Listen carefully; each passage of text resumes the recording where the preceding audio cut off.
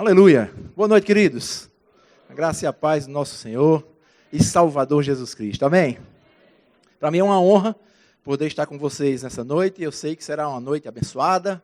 Nós já começamos a experimentar algumas coisas, mas a noite não terminou ainda. Amém? Então fica com o teu coração pronto, que eu sei que Deus vai falar com você. Porque Ele disse a mim que ia falar, e se Ele disse, Ele vai falar. Pediram para que eu me apresentasse, então. Aguinaldo, eu sou casado com Adrina. Nós somos casados há 33 anos, ou seja, 33 anos de casamento com a mesma esposa, o que já é uma vitória. Nós temos 3 filhos, a filha mais velha, Lívia, depois o do meio, Aguinaldo Neto, e o mais novo, o Arthur.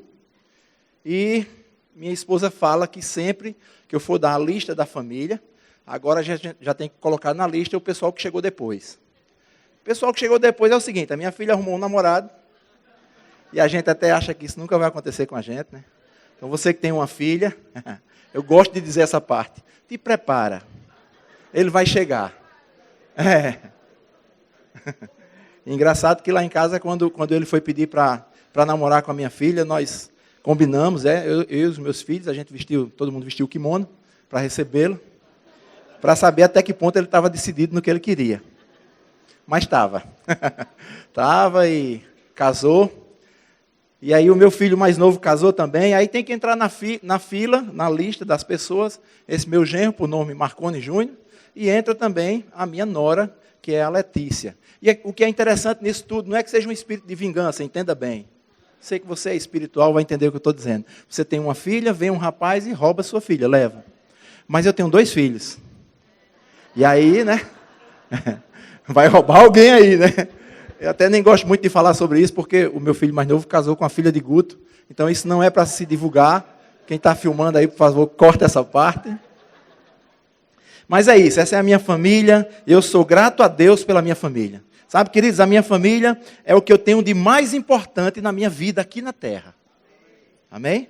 E como isso é bom. Agora, talvez não seja tão simples e tão fácil falar sobre família, pelo fato de que é um assunto prático e não tão teórico. Vocês estão entendendo? Eu fui convidado para estar aqui com vocês para falar sobre família. Isso quer dizer que a minha família é o padrão? Não. Nós não temos um padrão de família. Nós temos princípios bíblicos a serem cumpridos. Quanto mais você cumpre os princípios, mais vai bem sua família. É simples assim.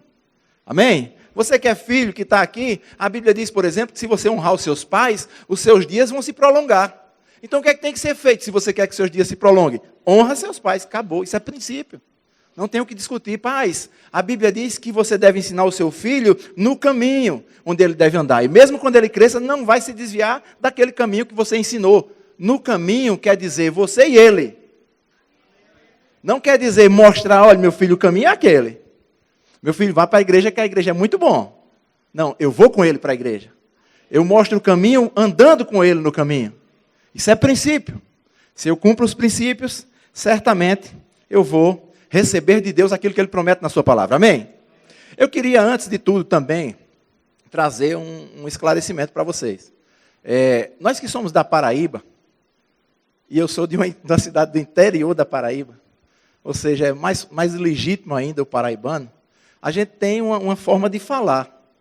E às vezes pode acontecer de que alguma coisa que você fala num púlpito, as pessoas não entendam, principalmente quando a gente vem para cá.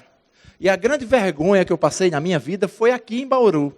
Por isso que eu acho justo lembrar disso, para que vocês possam ficar ligados. E aí, se você tiver alguma dúvida de alguma palavra que eu falei, você anota, no final você me procura e eu traduzo para você.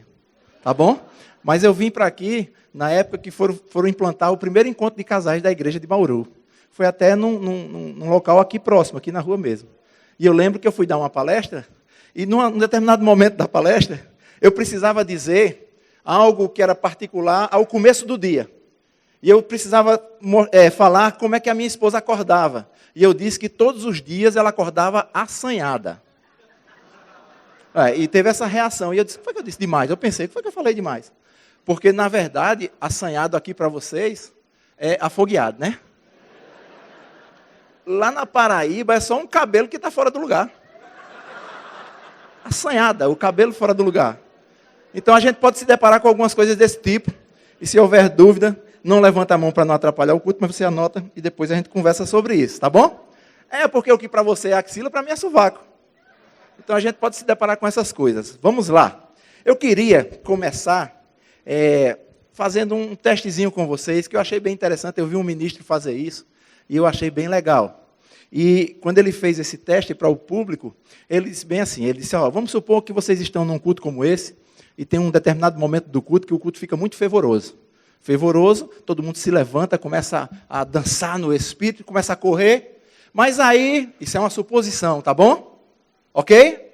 Mas aí vamos supor que a tua esposa deu uma carreira, e ela não estava bem preparada para essa carreira, e ela tropeçou, caiu, bateu com a cabeça em algum lugar aí, meio perigoso, e aí precisaram atender de urgência, levaram para o hospital, e ela está lá grave. E aí o médico liga para você, e diz, rapaz, a gente vai precisar fazer uma transfusão, que o negócio aqui está grave. Qual é o tipo sanguíneo dela? Aí a pergunta é, sua esposa vai morrer ou vai viver? Não, tá bom. Tira esse exemplo, ficou violento demais, né? Vamos para um mais simples. Você estava passeando na rua e passou na frente de uma loja, e nessa loja estava tendo uma promoção de sapatos. Eu sempre tenho essa reação. Eu não sei o que é isso. Mulher só tem 2 pés. Mas parece que ela na cabeça ela tem 20 pés. Ela precisa de pelo menos 4 pares para cada. Eu não sei o que é isso não. É impressionante. Mas você estava passando e lá tinha uma promoção, 50% do valor. Desconto. E aí você olhou e disse, rapaz, 50%, acho que vale a pena dar um presente à minha esposa. Você vai, entra, e você começa a olhar o sapato, e de repente tem um sapato que você olha para ele, ele olha para você, você olha para ele, diz, é esse. Aí a vendedora diz, qual é o número dela? Aí vem a pergunta, o sapato vai ficar afogado ou apertado? Isso é intimidade, queridos, que a gente ganha com o tempo. Nós precisamos nos conhecer. São exemplos ou até brincadeira para que você possa entender como eu preciso conhecer mais. Teve um lugar que nós fomos falar sobre isso e a gente viu alguns casais levando, o marido levando beliscão da esposa. Beliscão, vocês sabem o que é beliscão, né? Beliscão é beliscão em todo canto. Glória a Deus. Porque ele não estava acertando o tipo sanguíneo dela. Isso deve ter dado uma confusão muito grande, mas essa noite não é noite de confusão, essa noite é noite de esclarecimentos. Amém? Eu queria falar um pouco sobre ideia. Qual a ideia que nós temos sobre família, sobre relacionamento, sobre casamento? A gente costuma dizer essa frase de efeito, e realmente tem efeito. E a gente diz assim, família é ideia de... Vamos dizer de novo, família é ideia de... Certo. Mas a questão não é essa ainda. A questão é saber que ideia nós temos sobre família. E a ideia é algo que você absorveu com o tempo, com as coisas que você viveu, com o seu dia a dia. Não é assim? Você forma uma ideia sobre alguma coisa, seja ela boa ou ruim. Sabe, queridos, eu estava olhando no Google e eu descobri um negócio bem interessante. Eu não sei quantos de vocês ainda lembram disso, mas eu sei que vão lembrar. Que falam assim, manga com leite ofende. Quem já ouviu isso aí? Manga com leite ofende. Sabe, eu fui olhar isso no Google, não tem nada a ver. Na verdade, no tempo dos senhores de engenho, o leite era algo raro e caro. E eles lançaram essa ideia para que as pessoas, e principalmente os escravos, tivessem medo de fazer essa associação e, obviamente, abandonar o leite para que ficasse mais para ele. Olha para aí. Mas até hoje, se brincar, você ainda fica um pouquinho cismado. Você já sabe disso. Eu estou esclarecendo para você, mas chega no restaurante, na hora de pedir, eu queria um suco de manga. Aí o cara pergunta, com leite? Aí você, com leite? Já dá bate aquele... Não, pode ser, agora que eu estou lembrando que já está esclarecido isso aí, tal, mas ainda bate. Por quê? Porque foi formulado uma ideia. Qual a ideia que nós temos sobre família, sobre casamento, sobre relacionamento com os nossos filhos? Né? Essa ideia é a ideia que vai comandar a nossa vida. Amém? Aleluia. Certa vez eu estava pensando sobre isso, eu achei bem interessante o que veio ao meu coração, acredito que da parte de Deus. Mas, às vezes, as igrejas passam por momentos, e nesses momentos elas procuram uma reação para que a gente possa cobrir aquele momento daquela deficiência. Por exemplo, vamos supor que o pastor da igreja entendeu que a igreja está passando por um momento e está um pouco afastado do fator oração. Aí o que é que ele faz? Normalmente, ele faz uma reunião de diretoria, e na reunião ele diz assim, olha, nós precisamos ver essa questão da oração. A nossa igreja está falha nessa área. O que é que a gente faz? Vamos fazer um grande evento para ensinar sobre a oração. Tá bom, e quem é que a gente vai chamar? Aí surgem 3 nomes. Fulano, Cicrano e Beltrano. Pronto, 3 nomes, tá bom. Então vamos resolver aqui quem a gente chama. Porque esses 3 que são citados são os especialistas. Já viu isso? Em oração. Mas vamos tirar o problema da oração. Agora a igreja está passando por uma outra fase, e nessa fase a questão é que não está tendo um bom entendimento sobre dizimar, sobre ofertar, as pessoas não têm prosperado, não têm tendo um bom desempenho no seu emprego e tudo mais. A gente precisa trazer uma pessoa para ensinar na igreja sobre prosperidade. Aí vamos nomes: Fulano, Cicrano e Beltrano. A gente resolve trazer 1 ou 2 desses para ensinar, para que o povo acorde para esse assunto, ótimo. Mas quando o assunto é família? Quem são os nomes que são levantados? Primeira coisa que eu quero deixar implantada no seu coração nessa noite: faça com que o seu nome seja citado. Tenha sucesso na sua família, ao ponto de, quando houver uma necessidade, ter você como referência. E essa é uma responsabilidade nossa, porque a parte de Deus certamente já está feita. Amém? Glória a Deus, está ficando bom. Agora, eu sempre percebo que vocês ficam um pouco calados, onde a gente passa, tem essa reação mesmo. Quando a gente fala sobre família, como não é um assunto, como é que eu posso te dizer? Não é um assunto de ensinamento como fé, como o assunto que nós tivemos ontem, talvez dá esse tipo de reação mesmo. Mas assim, eu estou crendo que hoje, aí dentro de você, está acontecendo coisas à medida que você vai ouvindo. À medida que a gente vai compartilhando experiências, porque tudo começa aí dentro de você. Amém? Então vamos continuar. Eu queria ler com vocês um texto de uma palavra dada pelo irmão Tony Cook, quando ele estava em Campina Grande. Em uma das aulas que ele deu na escola de ministros, ele falou isso aqui, e aí recortaram, e eu peguei esse material que eu achei bem interessante, e eu queria começar por aqui, que diz assim: é mais fácil ser um pregador do que um marido. Eu vou ler de novo. É mais fácil, olha para aí, ser um pregador do que um marido. Aí ele diz assim: é necessário muito mais habilidade para ser um marido do que para ser um pregador. O lugar onde a espiritualidade é realmente demonstrada não é no púlpito, mas em nossas próprias casas. Muitos dos ministros que falharam em toda a história não falharam no púlpito, mas falharam em uma das áreas que estavam descobertas. Aleluia! Que noção um texto como esse dá para nós? Dá que a igreja é o lugar de termos as reações das coisas que foram implementadas em casa. Amém? Eu até sou favorável à não utilização da expressão secular. O secular, quando a gente utiliza, é como se a gente estivesse separando uma coisa de dentro de um todo. É como se tirasse uma fatia do bolo, mas é um todo, queridos. A nossa vida é a vida do crente, seja onde você estiver. Em casa, no seu trabalho, eu sou um engenheiro e eu também sou crente. Não, você é um crente e engenheiro. Está entendendo? Em todos os lugares. Nós estamos vivendo essa vida com Deus. E principalmente na nossa casa. Em meio à nossa família. Amém?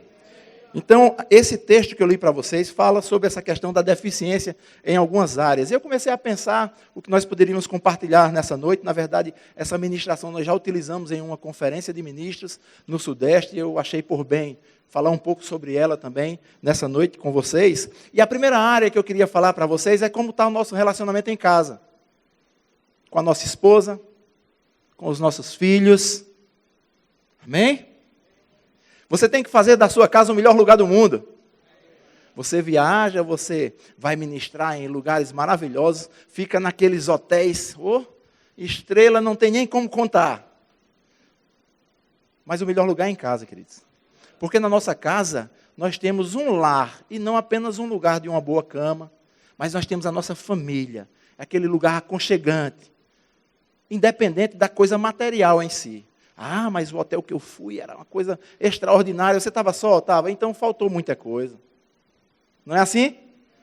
Temos que fazer da nossa casa o melhor lugar do mundo. Então você acaba o seu dia de trabalho e volta para casa. Como você volta? Eita, voltar para casa agora. Ou, graças a Deus, acabou o trabalho, agora eu estou voltando para casa. Minha esposa está me esperando, os meus filhos estão me esperando. Vai ser uma festa. Mas eu volto cansado, já trabalhei muito dia. Não! Vá dizendo, vai ser uma festa. Nem que seja para comer pipoca e assistir um filme. Mas faça uma festa. Amém? Nossa casa é o melhor lugar de estar. Para isso, nós precisamos também, quando queremos investir no nosso relacionamento com a nossa família, nós precisamos otimizar tempo. Otimizar tempo. Sabe, eu vou dizer uma coisa para vocês, talvez chocante, mas eu gosto de coisa chocante. Se você, porventura, pensou assim, eu vou reservar dia tal para eu passar o dia em casa orando, não parece ser muito espiritual? Parece, não parece? Cara, é muito espiritual, o dia todo orando, metade em línguas e metade em português. Que coisa boa, né? Mas se o seu filho estiver precisando da sua presença para jogar bola com ele, deixa eu te dizer uma coisa, jogar bola com seu filho passa a ser mais importante do que aquele dia de oração que você reservou. Amém? Aleluia. Aleluia. Eu quero ler um texto com vocês. Filipenses capítulo 1.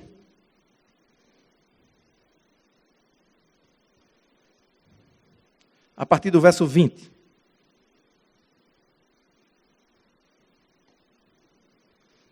Diz assim a palavra de Deus. Paulo escrevendo, ele fala: o meu grande desejo e a minha esperança são de nunca falhar no meu dever, para que sempre, e agora ainda mais, eu tenha muita coragem. E assim, em tudo o que eu disser e fizer, tanto na vida como na morte, eu poderei levar outros a reconhecer a grandeza de Cristo. Verso 21, pois para mim o viver é Cristo, e morrer é lucro. 22, mas se eu continuar vivendo, poderei ainda fazer algum trabalho útil. Então, não sei o que devo escolher.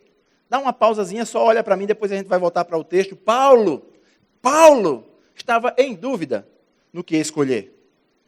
Aí ele continua e diz assim: estou cercado pelos dois lados, pois quero muito. Diga comigo, quero muito. Diga mais forte, quero muito. Ele estava expressando o desejo dele e era intenso. Quero muito. Aí ele diz: deixar essa vida e estar com Cristo, o que é bem melhor. Porém, por causa de vocês, é muito mais necessário que eu continue a viver. Qual era a dúvida de Paulo? Morrer ou viver? Ele tinha consciência do que era a morte para ele. Ele sabia para onde ele ia. E ele julgou isso como sendo muito melhor. Mas ele disse, entre o que é muito melhor e o que é necessário, eu vou fazer a opção pelo que é necessário. Sabe, queridos, essa é uma das coisas que nós precisamos descobrir. Para a gente começar a inverter isso. Não fazer simplesmente aquilo que a gente acha que é muito melhor, mas descobrir o que é necessário ser feito. E há uma diferença nisso. E Paulo nos ensina nesse texto. Descubra, não simplesmente aquilo que você quer, mas o que é necessário. Quando eu falo sobre aquilo que eu quero muito, dá uma noção de pensar muito em mim mesmo.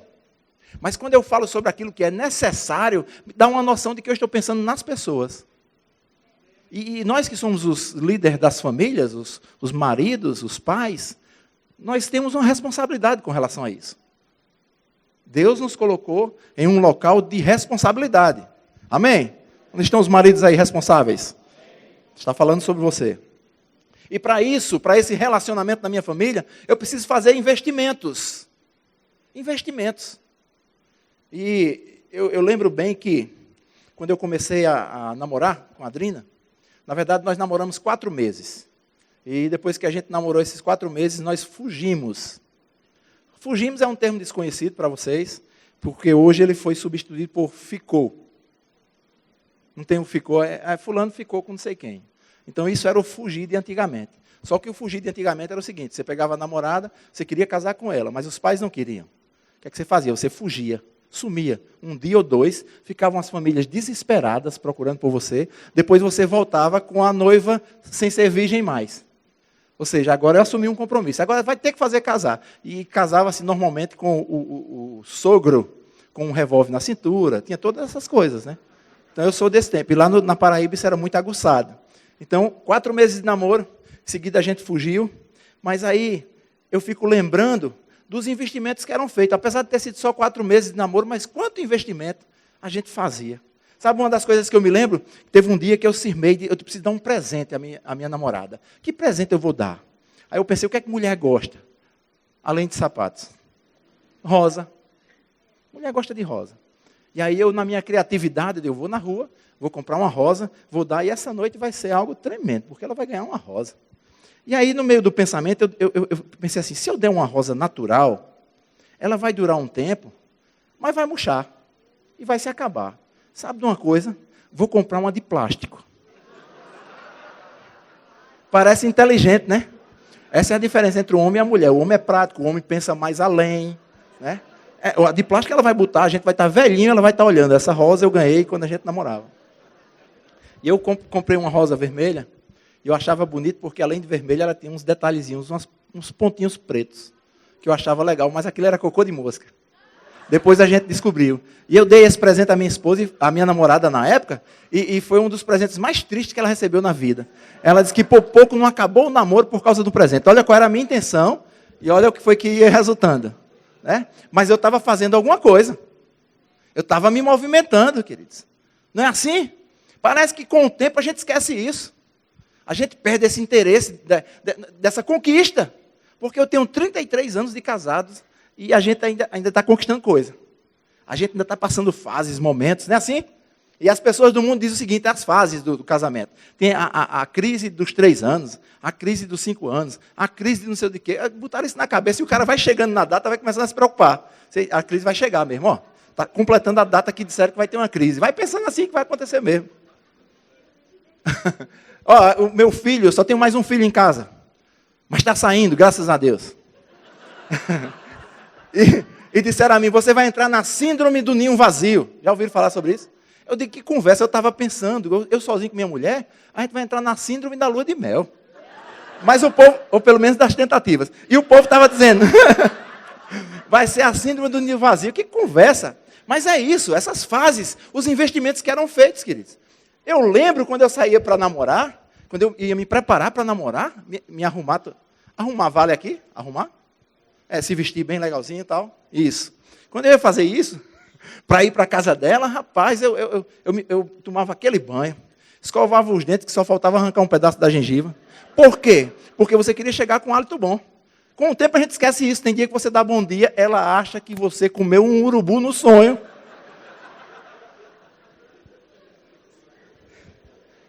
Me arrumava, rapaz, eu botava leite de rosa no meu axilas, nas minhas axilas. Minha esposa disse, acaba com esse negócio de sovaco. Eu botava leite de rosa para chegar lá legal. Eu usava seiva de alfazema. Chegava cheiroso lá. Alguém já usou leite de rosa e seiva de alfazema? Por favor, levanta a mão. Não me deixem só nesse negócio. Obrigado. Muito bem. E eu lembro que no caminho, eu passava numa mercearia que tinha próximo lá de casa e eu comprava uma pastilha Howlis. Da preta. Da preta! Eu saía comendo essa pastilha até chegar lá. Porque eu queria chegar com um hálito bom. E era legal que eu dizia assim, boa noite, amor. Aí ela lacrimejava os olhos. Eu achava que era emoção, mas era a pastilha, né? Chegava no olho dela, ela lacrimejava. Mas era investimento, queridos. Por que acabar com isso? Nós precisamos continuar investindo no nosso relacionamento. Amém? Com presentes, com ofertas.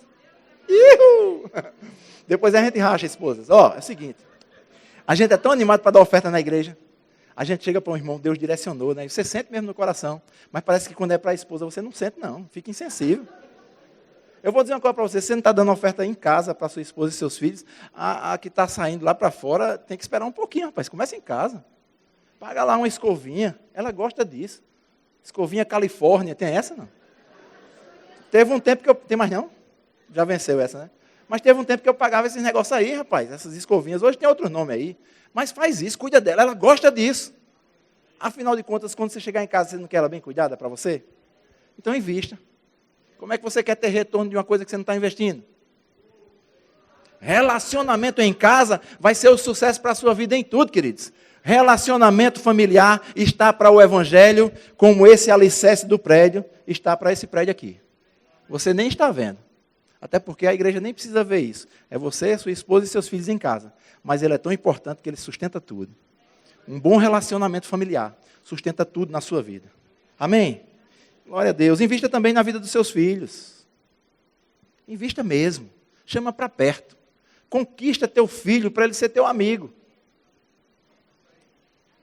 Sabe quantos problemas a gente poderia ter evitado se já tivesse feito isso? Mas isso não quer dizer que é o fim, não. tudo tem uma solução. Deus quer restaurar coisas na nossa vida. Sabe, lá em casa nós temos uma veia. Né? Toda família tem uma veia, tem algo que é bem comum para todo mundo. Eu estou dizendo uma veia, não é uma veia. E a veia lá em casa é luta. Então eu comecei a lutar muito cedo, porque quando era tempo de colégio eu apanhava demais, e achei que a solução para não apanhar mais na minha vida era começar a lutar. Eu comecei a lutar muito cedo, e os filhos, quando nasceram, eles gostaram disso também, e começaram. Então lá em casa a gente tem essa veia de luta. Mas, rapaz, é bom demais. Tudo, até hoje, tudo da gente acaba em luta. Parece uma loucura, né? Mas essa é a veia lá de casa. Eu estou querendo estimular você, descubra a sua. Amém? Olha, lá em casa eu luto. Arthur, que é o filho mais novo, luta. Netinho luta. Adrina é uma luta. Mas está todo mundo envolvido.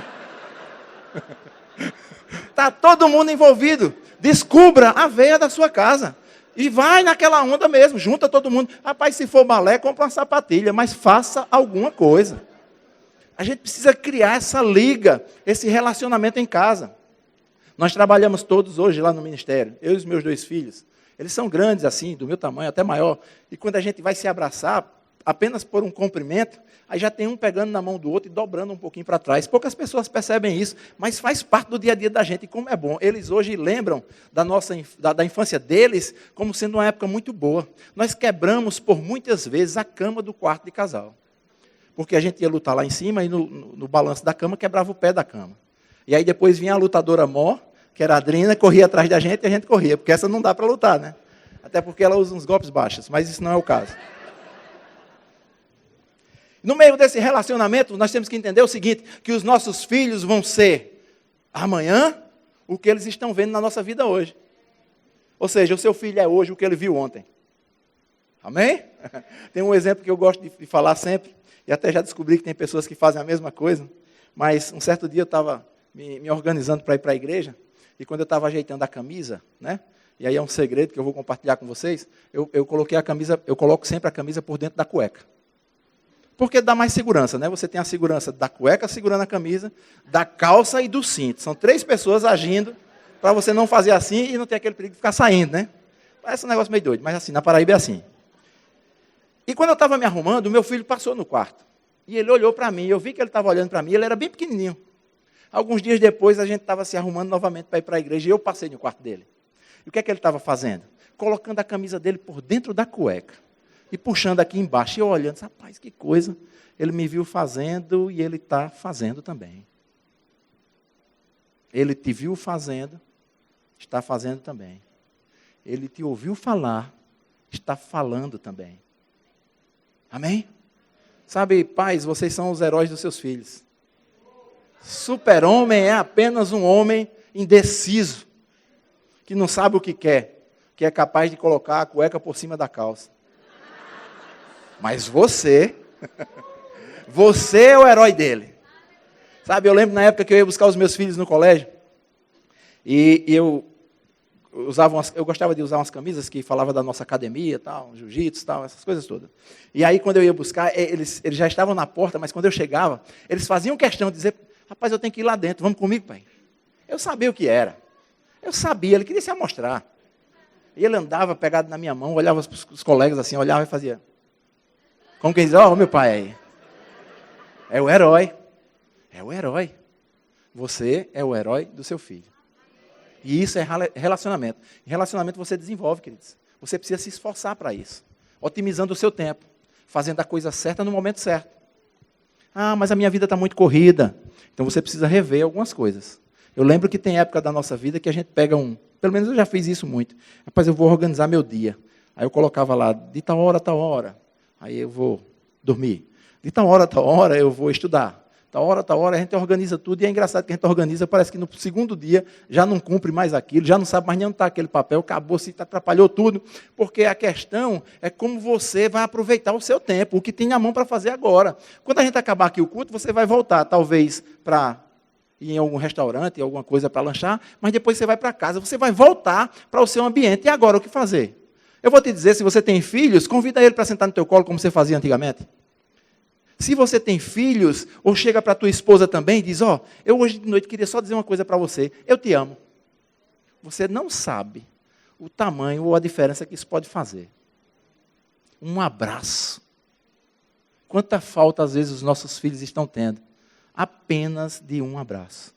Quantas faltas os nossos pais estão sentindo de apenas um abraço de nós, os filhos. Nós precisamos reverter esse quadro, queridos. Se nós queremos receber de Deus aquilo que Ele tem projetado para a nossa vida, nós precisamos reverter esse quadro. Amém? Segunda área que eu quero falar para vocês é finanças.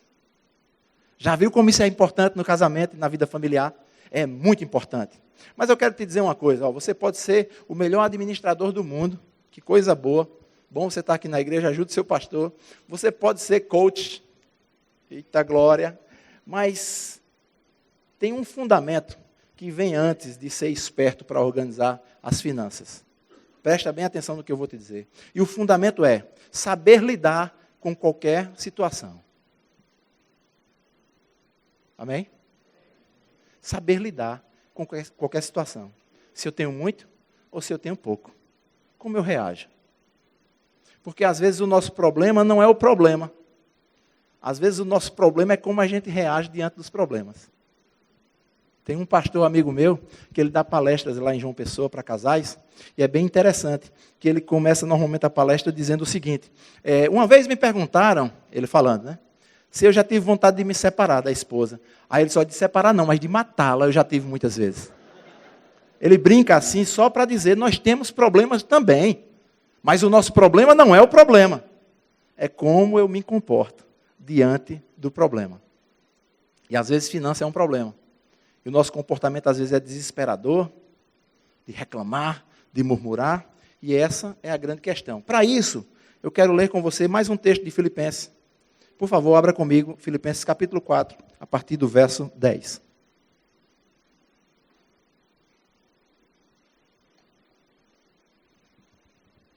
Filipenses 4, a partir do 10, diz o seguinte.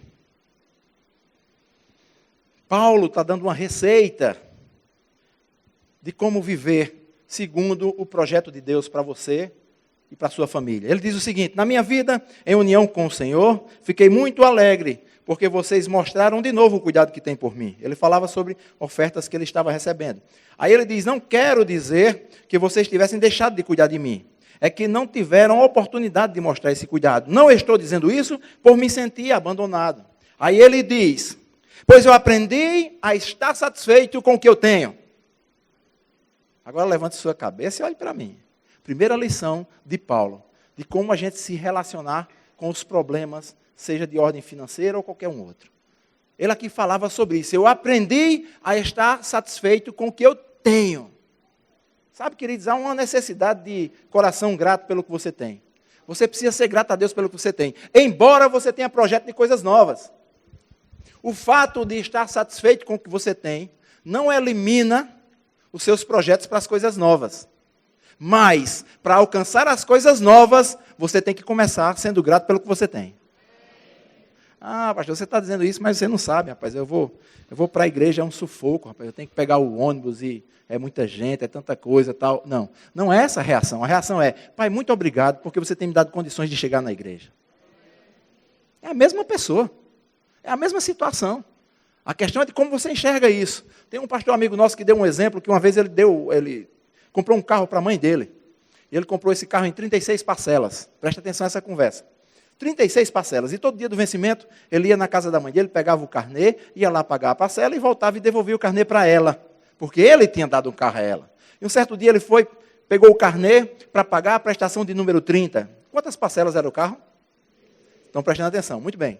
E ele foi lá, pagou, trouxe, deu uma olhada no carnê e entregou à mãe. A mãe pegou o carnê e disse, mas rapaz, isso é um negócio demorado. Ainda faltam 6 parcelas. Ele disse que tinha acabado de pegar o carnê e tinha dito, mas rapaz, graças a Deus, só faltam 6 parcelas. 2 pessoas olhando a mesma coisa por 2 ângulos diferentes. Então, primeiro passo, seja satisfeito com o que você tem. Amém? Aí ele continua o texto e diz assim, sei o que é estar necessitado e sei também o que é ter mais do que é preciso. Eu estou lendo aqui na NTLH, a nova tradução na linguagem de hoje. Sei o que é estar necessitado e sei também o que é ter mais do que é preciso. O que Paulo estava dizendo? Ele estava dizendo, eu já passei por esses dois estágios aí. Eu conheço isso aí. Eu sei o que é isso aí. Estar necessitado. Necessitado significa que existe alguma coisa que você precisava e você não tem. E ele disse, eu sei esse estado e sei esse outro estado aqui. Esse outro é ter mais do que o que eu preciso. Olha que coisa interessante. Agora eu te pergunto, será que há necessidade de você ter uma habilidade para ter além do que você precisa? Vou responder, é. Quando você está vivendo faltas ou necessidades, há uma probabilidade de você dizer assim, rapaz, isso é uma desgraça de vida, né? Como é que pode, rapaz? Sempre na necessidade aqui e tal. Há essa probabilidade. Mas quando você está vivendo um momento em que você tem mais do que o que você precisa, há uma grande probabilidade de você achar que é a sua habilidade e tirar Deus da jogada. Todos os dois lados têm risco. E ele estava dizendo, eu aprendi a lidar com essas duas situações. Então, o grande segredo nas finanças na nossa casa não é você ser um bom administrador. É você saber lidar com qualquer situação. Amém? Quando eu olho um texto como esse, não tem como eu não me lembrar de um texto na Bíblia em que estava Jesus e Pedro, e eles conversavam a respeito do imposto. Se pagaria ou se não pagaria. Na verdade, era se era justo ou não. E aí chega à conclusão e Jesus dá uma breve lição a Pedro a respeito do fato de ser justo pagar aquele imposto ali. Vocês conhecem esse texto? Já leram sobre isso? Olha que legal. Aí eu vou encenar através de palavras esse texto e bem na linguagem Alagoa Grande, que é a cidade onde eu nasci, lá na Paraíba. Eu acho assim, né? Aí Pedro olhou para Jesus. Realmente, Jesus, você tem razão, a gente tem que pagar esse imposto mesmo. Agora, me diga uma coisa. Pedro, você tem dinheiro? Aí Pedro olha para Jesus e diz, rapaz, Jesus, na verdade eu estou liso. Vocês usam esse termo liso aqui? Liso é sem dinheiro. Estou liso. Aí, e o senhor Jesus tem? Aí Jesus olha para Pedro, mas Pedro, eu estou liso também. Deixa eu te dizer uma coisa, Jesus é o nosso maior modelo de prosperidade. Mas nesse momento ele estava liso. Você vê que tem uma coisa que desvincula exatamente o fato do que você tem, mostrar quem você é. Mas sabe, ele tinha uma convicção. E é isso que nós estamos precisando, de convicção. E em meio a essa convicção, ele olha para Pedro e diz, Pedro, vai ali, naquele riacho lá, pega um peixe, na boca desse peixe vai ter o valor suficiente, diga comigo, suficiente, para pagar o meu imposto e o seu. Sabe, Pedro não ficou, rapaz, isso vai dar certo? Pegar peixe, moeda em boca de peixe, como é isso? Não, ele foi fazer. Quantas coisas Deus já falou com a gente e a gente fica, né? Eu faço ou não faço? Rapaz, que loucura é essa? Não, se Deus falou, vá fazer. E ele vai, pega aquele peixe, tem naquele peixe a moeda suficiente para pagar o imposto dos dois, eles pagam os impostos e continuam a caminhada. Como? Liso. Porque se o texto está dizendo que era suficiente, é porque era a medida para fazer aquele pagamento. Mas havia desespero? Não. Por quê? Porque se precisasse de novo, podia ser peixe novamente, podia ser qualquer outra coisa. Então é essa compreensão que vem antes do desespero por não ter. Eu tenho um Deus que pode suprir a minha necessidade. Na verdade, Ele vai suprir a minha necessidade. Paulo tinha essa compreensão ao ponto que ele disse, rapaz, eu sei viver em qualquer situação, porque eu não olho para a situação, se tem de mais ou se tem de menos, eu olho para Cristo. Se a gente aplica isso na nossa família, queridos, nós vamos viver os melhores tempos da nossa vida. Sabe, quando ele fala a respeito de ter, além do que é necessário, eu lembro de uma música que foi lançada há um tempo atrás, ainda se canta nas igrejas e tal, mas o refrão, a música é muito bonita, mas o refrão era bem interessante também, que o refrão, ele dizia assim, sobrará, sobrará, sim, sobrará. Não sei se já cantaram essa música aqui ou você já ouviu, mas para o lado de lá tem muito. Mas falava sobre sobra. Quando ele diz, eu sei, eu tenho habilidade em ter, além daquilo que eu necessito, ou seja, a minha necessidade já foi suprida e sobrou. Quando essa música era cantada nas igrejas, era um fogo só, meu irmão. Era um ribuliço dentro da igreja. Porque o povo se animava para a sobra. Mas deixa eu te dizer uma coisa. Se tem sobra, é porque a sua necessidade já foi suprida. Então a sobra não é sua. Então para que a sobra? A Bíblia diz, para todo tipo de boas obras. Reter sobra é avareza. E avareza é pecado. Amém?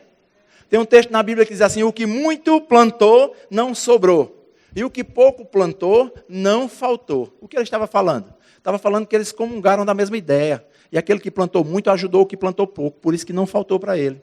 E por isso que não sobrou para o outro. Essa é a vida que Deus quer. E começa onde? Na nossa casa, queridos. O marido, às vezes, esse aqui é o meu dinheiro. Você trabalha e você ganha o seu dinheiro. Quando a gente casa, não tem mais meu e seu. Isso acabou. Agora é nosso, queridos. É nosso. Aleluia. Que ensinamento esse de Paulo. Aí depois ele vem para um outro verso e ele diz: aprendi o segredo de me sentir contente em todo lugar, em qualquer situação, quer eu esteja alimentado ou com fome, quer tenha muito ou tenha pouco. Aleluia. Olha a condição, é essa que Deus quer para mim e para você, queridos. Na nossa casa, na nossa família, onde tudo começa. A sua alegria não depende da circunstância que te cerca. Aqui ele está dizendo que ele conseguia ficar alegre com fome. Eu vou dizer de novo, ele estava dizendo que ele conseguia ficar alegre com fome. Você já viu que às vezes bate um pouquinho de fome, e a gente já está dizendo: eu estou morrendo de fome. Não está morrendo não, rapaz. Tu sabe lá o que é morrer de fome, homem? Não é assim? Ele disse: eu sei lidar com tudo isso. Ele disse: eu aprendi um segredo. Sabe, querido, se Paulo estava dizendo que aprendeu, é porque ele não sabia. Deus hoje está nos despertando, talvez até você já soubesse, mas aí Deus está dizendo assim: deixa eu acender mais isso aí para você. Há um segredo, há uma habilidade em permanecer feliz e alegre. Porque se for necessário, Deus se manifesta, seja através de boca de peixe ou o que for, mas vai suprir, porque é o desejo dele. Nós somos filhos, e como filho, a gente vai desfrutar do que ele tem para nós. Amém? Depois vamos para o último verso, que é o verso 13. E se não for o verso mais falado da igreja, talvez ele seja o segundo mais falado. Porque o primeiro talvez seja: o Senhor é o meu pastor e nada me faltará. E esse é muito falado, muitas vezes, nem tanto pelo fato dele ser o pastor, mas mais pelo fato de nada faltará. Só que para nada faltará, ele tem que ser o pastor. Amém? E esse verso diz assim: eu posso todas as coisas. Vamos dizer mais forte: posso todas as coisas naquele que me fortalece. Glória a Deus.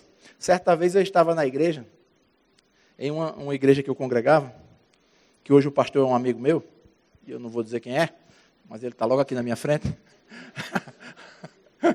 E eu fiz uma pesquisa com os jovens. Eu liderava os jovens, e a primeira pergunta da pesquisa a respeito desse verso era procurar saber se os jovens sabiam quem tinha dito.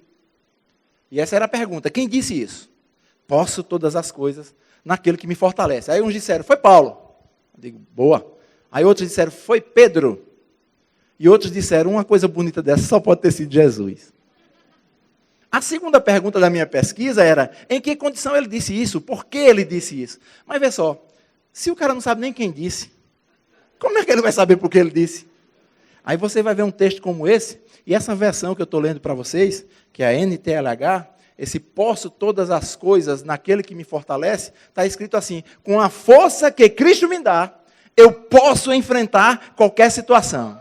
Aleluia! Com a força que Cristo me dá, com a força que Cristo te dá, você pode enfrentar qualquer situação. Eita, olha aí como fica bom para a gente liderar uma família. Ah, a convicção: não sou eu, não é a minha força, mas é a força que Ele me dá. É a força de Deus em mim que faz com que eu possa caminhar como vencedor. Amém? Aleluia! Nós precisamos entrar, queridos, em níveis de maturidade. Maturidade mesmo. Maturidade até no nosso relacionamento com a nossa família, mas também uma maturidade no conhecimento de Deus. Para não ficar só uma coisa vaga, mas ser uma coisa mais prática, mais do dia a dia, mais convicta, mais de intimidade. Quantas vezes a gente diz, e até dissemos aqui: isso é muito bom, tem que falar mesmo. Melhor coisa é dar do que receber. Mas eu pergunto, não precisa você responder, por favor. O que é que você acha que é melhor mesmo? Dar ou receber?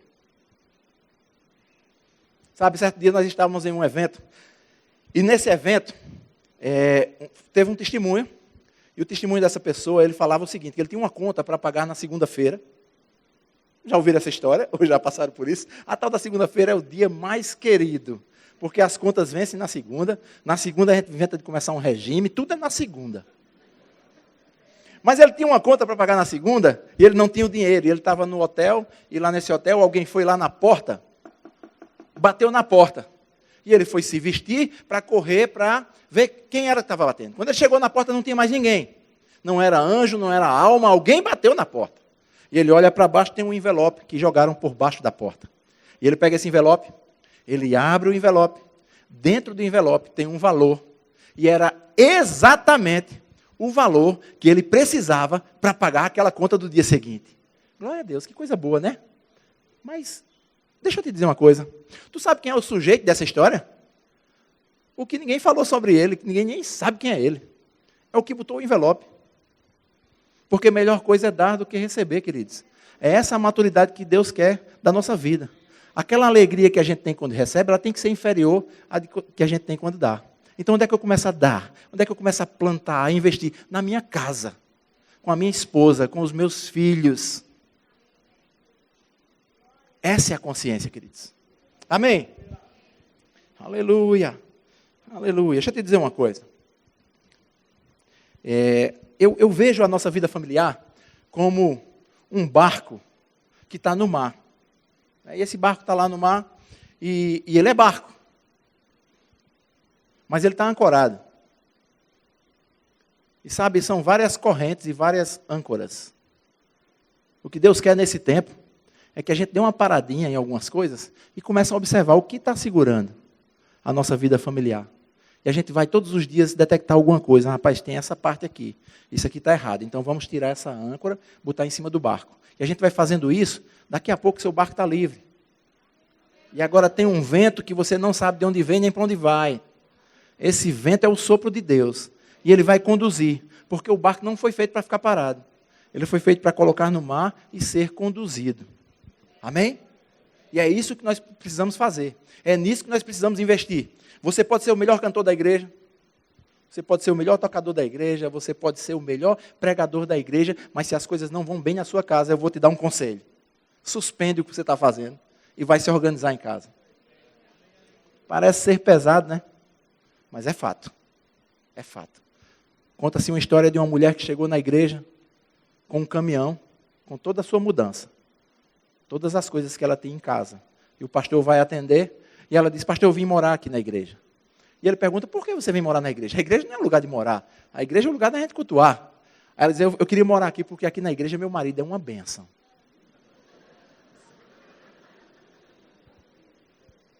Sabe, nós estamos escrevendo uma história. Você está escrevendo a história da sua família. Amanhã os seus filhos casam, começam a família dele, e a base que ele tem é o que ele viu em casa. Nós aconselhamos uma jovem recentemente, e ela falava que não queria casar. Ah, não quero casar não. E a gente começou a fazer algumas perguntas, e a gente detectou. Ela não queria casar por causa da referência que ela tinha de casamento em casa. Ela viu como sendo a maior desgraça da humanidade, casamento. Onde casamento, na verdade, é a ideia de Deus. Como é que eu posso confirmar para você que casamento é a ideia de Deus? Vou te dizer. Porque lá em Caná da Galileia teve um casamento. Mandaram um convite com senha para Jesus, Maria, os discípulos, e pegaram a senhazinha e foi todo mundo para o casamento. Se Jesus não concordasse com o casamento, queridos, ele não tinha ido não. Mas ele estava lá. E sabe, queridos, o casamento, o administrador deu uma errada grande. A festa era muito comprida e o que ele comprou de vinho só dava para um pedaço da festa. De repente o vinho acaba. E aí o que acontece? Jesus está lá. Convidado e foi. Se nós convidarmos Jesus para participar do nosso casamento, da nossa vida familiar, e houver necessidade de milagres, milagre vai acontecer. Sabe, aquele vinho representava a alegria daquela festa, mas agora acabou. E ele diz, pega esses potes aí, encha d'água, e leve lá para o mestre de cerimônia, para ele experimentar. O mestre de cerimônia era o entendido no negócio de festa de casamento. Nós estamos cercados de mestre de cerimônia. Pessoas entendidas demais, que estão de olho para saber se a festa está dando certo. Sabe o que aquele homem diz? Ele experimenta aquele vinho, na verdade água que foi transformada. E ele diz, rapaz, uma coisa estranha está acontecendo aqui. E o que era estranho? É que o que era normal, o rumo normal da coisa, era que o segundo vinho da festa fosse inferior ao primeiro. Mas ali estava acontecendo algo anormal. O segundo vinho era melhor do que o primeiro. Se eu convidar Jesus para fazer parte do meu casamento, essa história das crises de 3 anos, 5 anos, não. Ele vai ficando melhor. Eu estou vivendo o melhor do meu casamento hoje. 2 velhinhos quase já. Mas a gente está vivendo o melhor do nosso casamento, queridos. Do nosso relacionamento. Intimidade. Prazer de estar perto. Eu até vou baixar um decreto. Todos os convites que eu receber, que forem acima de 3 dias, eu só vou com a minha esposa. Por quê? Porque é bom estar perto. Eu fico feliz, eu fico pleno. É como se eu tivesse faltando alguma coisa aqui, e eu estou num apartamento ali, e o pastor Rafa está com a esposa lá. Maltrata isso. Eu estou me sentindo um segurança, um segurador de vela, qualquer coisa. Por quê? Porque é uma alegria, queridos, é uma felicidade em estar junto da família. A gente reúne a família, a gente faz programações, faça programações com a sua família. Chama a tua esposa para namorar. E namorar, não é esse namorar que já estão falando hoje não, que já está avançado demais. É namorar mesmo. Deixa eu te dizer uma coisa. Beija na boca da tua esposa. Você não fazia isso com tanto gosto antigamente? E se a situação estiver ruim aí, sei lá, pega a pastilha Howlis e se prepara, mas faz alguma coisa. A gente precisa voltar a algumas coisas do início, queridos. Os nossos filhos precisam ver a gente abraçado com a nossa esposa, a gente cuidando bem dela. Eu fazia programações com a minha esposa lá em João Pessoa, e as programações eram o seguinte: vamos jantar fora. E a gente se arrumava e os meninos começavam a se arrumar para ir também. Eu digo, rapaz, não leva a mão não, essa programação vocês não estão nela. Vocês não receberam o convite para essa programação. Fica aí. Eu vou com ela, é uma coisa romântica.